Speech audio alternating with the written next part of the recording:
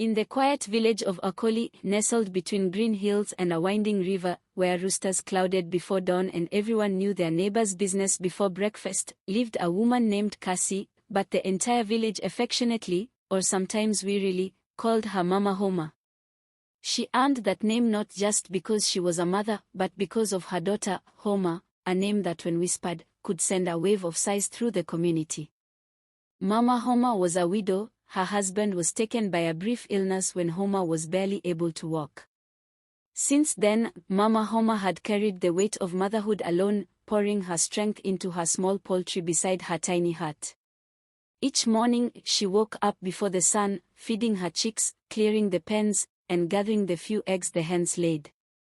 Her fowls were fat and healthy, and on market days, customers from far and near will gather at her stall before she even set up. She was known as one of the most honest and reliable sellers in Akoli market, loved for her patience, fair prices, and wide smile. But if Mama Homa was a peace, her daughter was the storm. Homa was the exact opposite of her mother. She was a striking young girl with deep brown skin and expressive eyes that could charm and challenge in a single glance. But her beauty was overshadowed by her troublesome nature. She was loud, hot-headed, and argumentative. She was the type who could argue with the wall and still believe she won. It didn't matter if the discussion was about goats, madman, or the weather. If Homa said it rained yesterday, then no one could convince her that the sun had been out all day.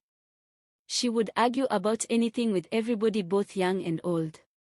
Sometimes, when she is arguing, the veins in her forehead will be so visible, making whoever she is arguing with give up in arguing with her.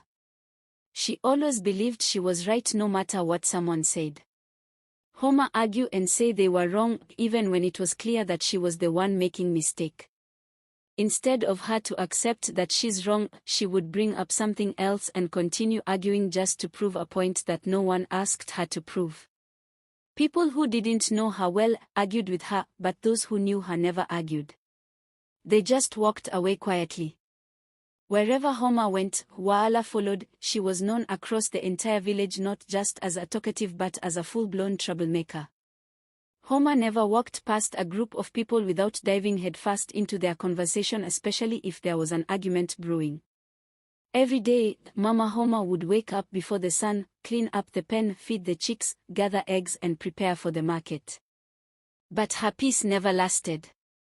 Because just as she finished preparing her basket, the sound of Homa's loud voice could already be heard somewhere down the